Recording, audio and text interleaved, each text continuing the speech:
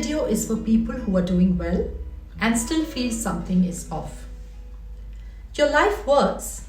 You've built stability. You've made smart decisions. You've done what's needed to be done at every stage. From the outside, your life makes sense. And yet, there's a quiet discomfort you can't quite explain. Not dissatisfaction, not boredom, not burnout, and definitely not failure. Just a low-grade sense that something doesn't fully fit anymore. Here's what most people get wrong. When this feeling appears, they assume something is wrong with them. They think maybe I'm ungrateful, maybe I'm restless for no reason, maybe I should just push through. That interpretation is inaccurate and costly because this feeling is not a flaw. It is a signal. It shows up when your outer life no longer reflects your inner capacity. You're still living in a structure that you earlier fit into but have now grown beyond. This has happened many times in my life. Once when I was heading a region for a global company and was in a room full of colleagues in London, I suddenly had an almost out-of-body experience. Looking around, I felt separate, different. I couldn't shake this feeling over several days of meetings and dinners while being perfectly functional and even sharp on the surface.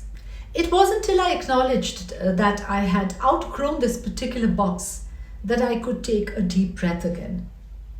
This is important, so I'll say it plainly. When something like this happens, you haven't failed, you haven't stalled, you haven't lost your way. You succeeded at the life you set out to build, and now that version of life is no longer enough. That's not a crisis, that's progression.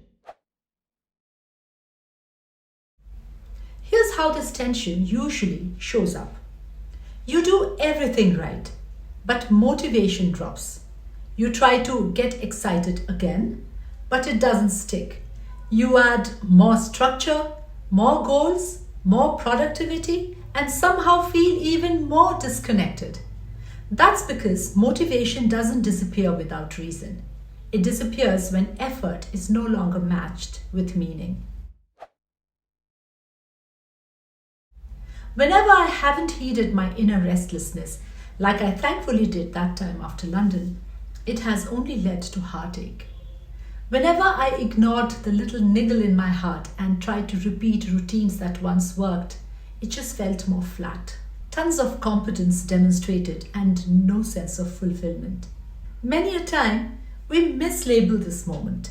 We call it midlife confusion, loss of purpose, lack of gratitude, and so we respond by numbing it.